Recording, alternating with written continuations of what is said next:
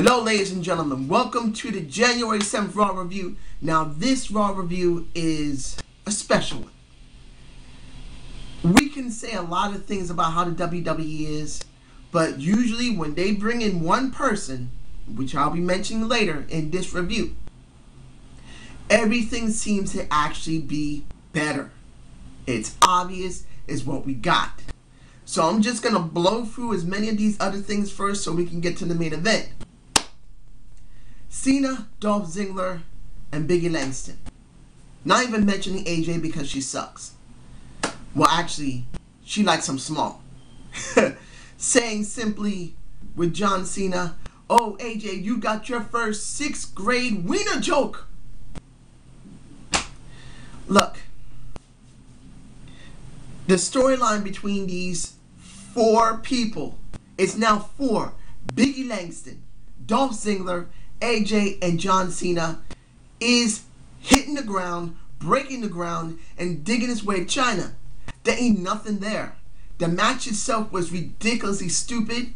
John Cena loses his sneaker, gets hit by Biggie Langston, and then in the end, still wins. I'm doing this because John Cena sucks. This made no sense. There's no hyping for Royal Rumble. There's nothing there. We know he's going to be in it. Now we know Dolph Ziggler's going to be in it. I'm sure Biggie Langston's going to be in it. So this didn't lead anywhere. Shit. Next, Caitlyn and Eve had another match. This time there was a blow off of a not disqualification, but a count out. Eve does not lose her title. Caitlyn wins because Eve chicken shits and walks out where the audience is. Does this lead anywhere? There's only one way this can lead somewhere. They have to do a special stipulation. Hopefully they will do this. The last time there was a special stipulation for the Divas, I don't remember unless it involves other Divas. Look at what happened in 2011 when it came to Mickie Jane and Tara in a steel cage. TNA did something innovative. They let their women open the show, if I remember correctly, and then main event the show on television with a steel cage match. Are you kidding me? I was beyond interested in seeing how this thing was going to go down and hearing Taz talk about Mickie Jane kicking her in her tits. That was interesting. The best option for the Divas now to get some interest for Royal Rumble, because we got 20 days, you must have some type of stipulation match. It can't be a match with the Divas because they don't have that many Divas anymore. You can't do a lumberjack match with maybe 7 Divas. There's barely any there. You either can have a steel cage match, a I Quit match, a last man standings match. Those are the best ones to have. 3 matches. If they don't do it, the reason I'm doing the finger this time is because if they try to blow this off on a Wednesday night main event or a SmackDown before Royal Rumble, and I had to think about this because it made me very upset to even think about it, so I had to think about it. If they let Caitlyn get this belt before Royal Rumble, it would be stupid and meaningless. The only chance they have to give some diva interest is to do a stipulation match at Royal Rumble. This is what I'm saying. If they don't do it, I will hate the Divas no matter how much I like seeing their tits and ass. Next, Hell No versus Rhodes Scholars. Look, because Cody got hurt, that's the reason why they could not get the titles. But since they've been back, it hasn't been that bad. The question is, did they gain anything from this match? Did they? Yes, just like Cole said, they got back into the title hunt. But the problem here is this.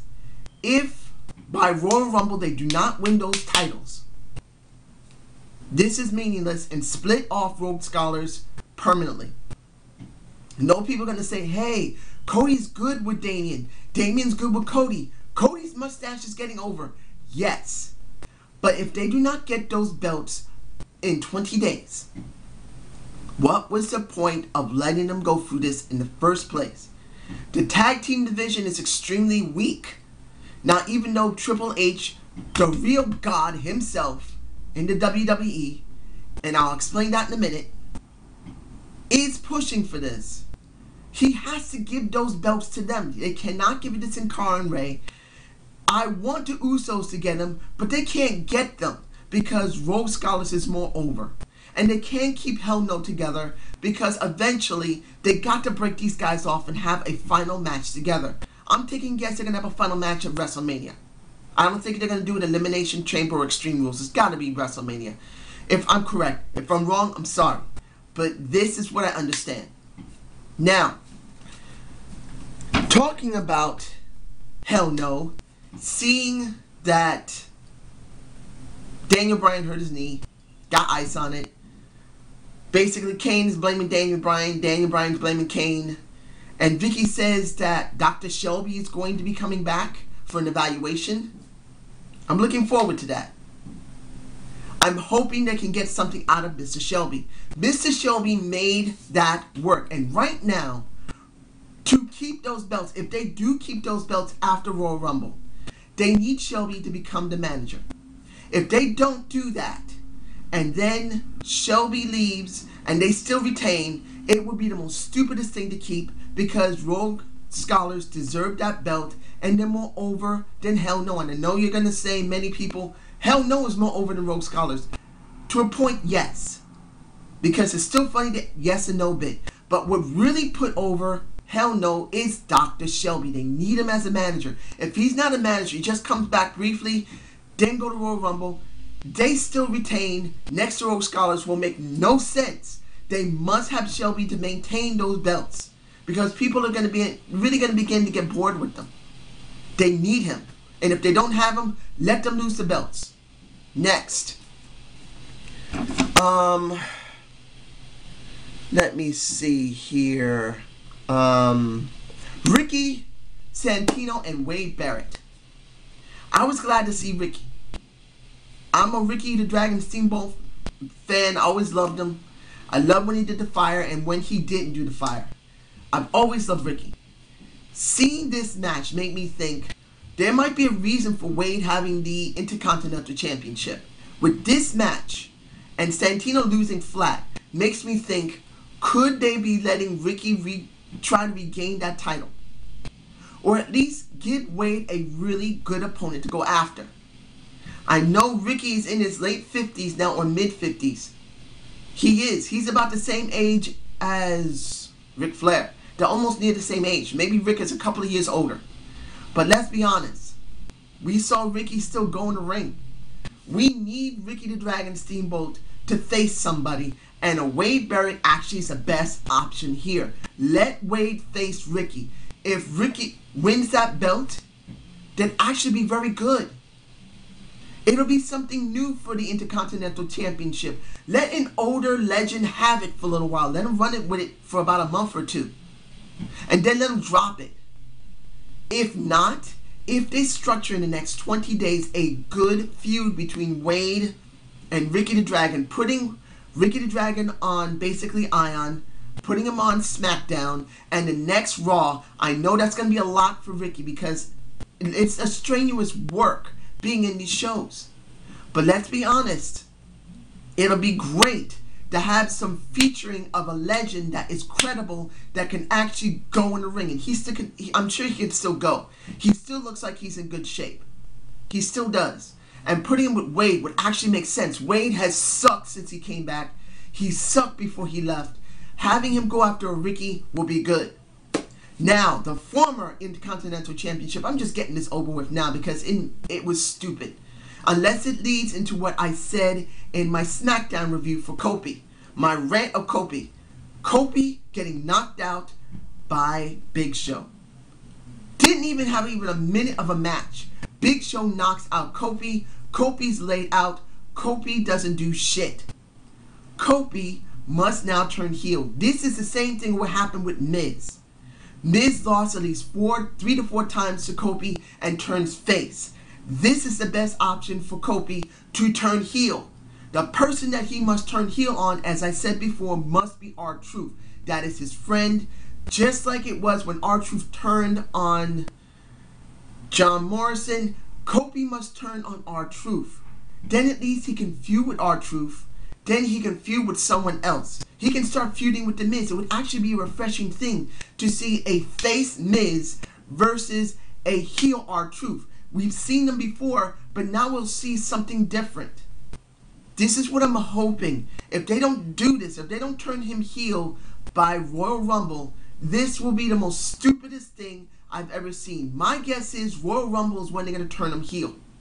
They need to. If they don't, like I said in my rant, let Kofi go. Let him go to TNA. Kofi, like I said, Kofi, if you ever saw this dude, you could be getting some good money. You'd be able to get great exposure. You'd be able to travel around the world. But what are you getting, man? You don't get a shot at the world title. You don't get a shot at the television, the WWE title. You're stuck with the same people. You're not doing anything. You're being used as cannon fodder. That means basically getting put in front of a gun and getting shot up and dead. So, dude, if they don't let you have this, if they don't let you turn heel, leave, man. You don't deserve that. You're better than that, even if you botch a little bit. Anyway, the two matches that made no sense. Randy and Sheamus versus members of 3MB. Randy beats Heath Slater, beats 3MB completely. He takes out Drew, he takes out Ginger, and he takes out Heath. What did we get from there? Nothing. And then the hits just keep on coming. When you basically have Sheamus out there and say, "What's cracking, fellas? You got your ass whipped by Randy Orton?" And Randy and Sheamus basically are the same. Sheamus beats Ginger, he beats Drew, and then he beats Heath. Is this lining up basically one of those two for Royal Rumble?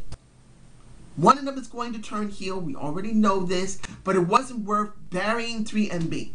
Look, 3MB is not a good faction. We all know this. They're meant to be funny, but you know what? It wasn't necessary. You could have used jobbers from NXT than these guys because they're being featured. They are. So I don't see anything here. Alright. The next match, which was actually very good. And I'm not talking about both competitors in it. One competitor did the work. One competitor got the win. And one competitor was very impressive with two very nice moves. Kali versus Antonio Hazalo. You already know who did all the work. Antonio did all the work. You have Hornswoggle and Natalia at the end. You have the uppercut of destruction hit on Kali, flush to near the chin, to the chest. And then the neutralizer picking up a 400-pound man. And this is not a deadlift 400-pound. It is a squat 400-pound lift and drop. Kali's near 400 pounds. He's almost as heavy as the Big Show, or nearly as heavy as him. And instead of just doing a stand like John Cena will and then dropping him, he's squatting, ladies and gentlemen. He's doing this as a squat. Do you have any idea how much stress is on your knees when you do a squat lift? A squat lift is way more difficult to do than a deadlift. You're keeping your knees down while you're lifting something. It is way more difficult. And the man did it. He performed very well. And just like I said in my SmackDown, that Antonio was being featured over Sheamus, over Randy Orton. No, what was it? Yeah, over Big Show. He was being featured over them all. He lost, but then he won tonight. Well, today actually. That night, sorry. My mistake. He won on Monday. I'm very happy he won. And now it looks like The Miz is going to be facing him. Now, I'm sure many people are going to say, what? The Miz is doing an undercard title feud? Why? Why not? Look, Miz is going after the US title. He's going after the WWE title. He's gone after the tag team titles. He's had them. And he's been an Intercontinental Champion. He's a Triple Crown winner. And he's done well. But he's not doing that well as a face. Give him someone to challenge. Give him someone interesting. 3MB is not an interest. Kofi is not really a heel yet. If they are going to turn him heel, give him Antonio. If you structure this in the next 20 days and structure it afterward, it could be interesting. I'm hoping they will drag this well beyond Royal Rumble. Do not, please, WWE, please. You have a golden opportunity here with an up-and-coming one and already a well-established one. Two wrestlers that are up-and-coming and established. Do a good feud, and you have something that will be interesting in undercard to mid-card. You need this. You have nothing under Kofi. Zero. So this would be good if you do it right. Now, what do we got here?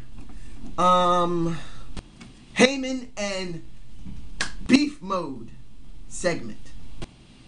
And as the Slag Daddy says, B-Man. I'm sorry I took it, dude, but now I understand why you do it. Brad Maddox excretes or excrude. Let's just say whatever comes out of his scrotum must smell good to a woman. I am sure the way he presented himself with Heyman must show more than a few people that he has good mic skills. In the ring, he's still green, but not that green that he can't get the job done if he's allowed to. And it's obvious with Heyman, he has chemistry. I said this several times before. I'm going to say it again. I am sure that Heyman eventually is going to break off from Punk and work with Brad Maddox. If he doesn't, if they don't pair these two together and go like this, if they don't bring these two together like this and let Heyman be Brad Maddox's manager, it will be the most ridiculous mistake that WWE will make. Brad Maddox can get over. I can see it as a heel, he could get over. Heyman, we already know, has the skills to talk, to annoy, piss off, and get heat. Perfect marrying. Honestly. CM Punk will not need him after Royal Rumble, or maybe Extreme Rules that may do it, or Elimination Chamber. They'll split these two off. I'm hoping by then, let Brad Maddox have Heyman. He will do all right. He will excrete the type of fragrance women will like. He will give men what they want. A guy with a cocky attitude that can back it up with a good mic skill and a good performance. That's what I see from Brad Maddox. Beef Mode. Now, I'm going to get this over with right now because we're almost at the end. Because we have two more things that need to be done. We have the tables, ladders, and chairs with Ryback and Punk. Actually wasn't a bad match at all. Pretty much, we know how Punk can work. And we know that he can make someone look good. But the question was, could Ryback pull off a TLC match? Not bad. Not great, but not bad at all. He didn't do that bad at all. And then the interference of the Shield made sense. You can't have him do anything right now, particularly that he needs to go in the Royal Rumble. He can't win the championship now. He's going into the Royal Rumble. I'm not going to say what position he's going to be in. Maybe I will do a prediction about that. But seeing the Shield demolish Ryback again, okay, I know a lot of people are getting tired of it. Maybe some people, not a lot. Some people are getting tired of it. I'm not one of them. I'm glad they structured it this way to get him out of the way and then let CM Punk win that title. I'm glad. He retained. That was all that mattered. Now, this is what we've been waiting for, and you'll see in the title. This Raw, Rock versus Punk, mic skills. Or just mic work. I may just put it in either Rock versus Punk's mic work, or the mic work battle. Punk versus Rock. This was really long, almost a half an hour. It was only about a minute and a half or so, near a half an hour segment. And Punk, I gotta see how many minutes it was before alright. Punk talked practically almost 26 and a half minutes, not 26, 12 and a half minutes, sorry about the 26, 12 and a half minutes before Rock comes out, and it was almost 14 and a half minutes before Rock started talking. That's how much of a pop he got. And during the time of that 12 minutes of Punk, we had a lot of boos. He got some good heat.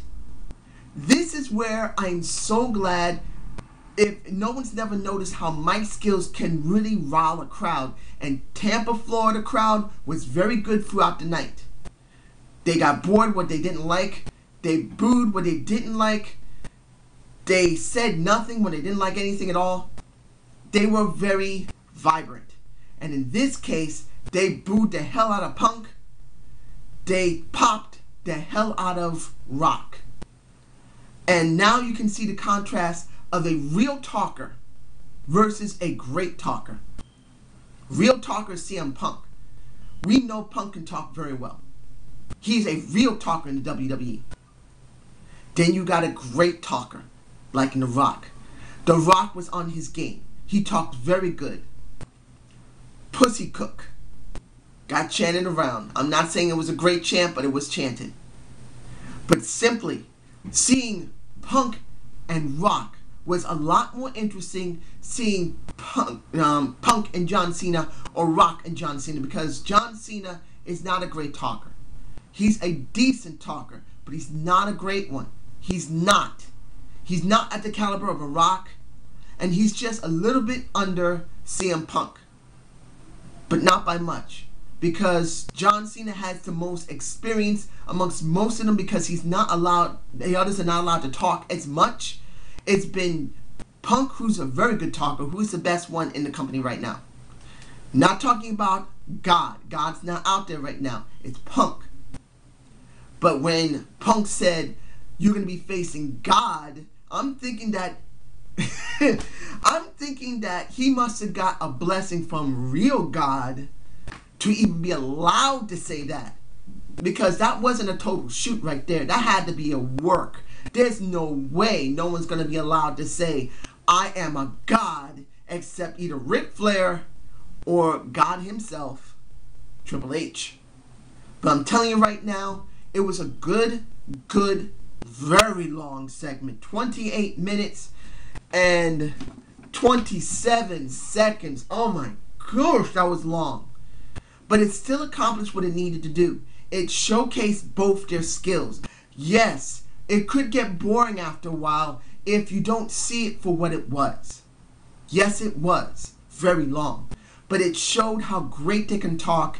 And that could be one of the things that will bring the people to the seats and pay for the pay-per-view. That is the purpose of how long that was. How do I feel about this show? Particularly that Punk got rock bottom at the end of it. I can say before that segment, this would have been a C- show or a D+. I didn't like barely anything except Antonio and what was the other one? Brad Maddox. And knowing that Dr. Shelby's coming back. Pretty much everything else I didn't like. It didn't really feel like much. So I thought it was going to be a D+ show.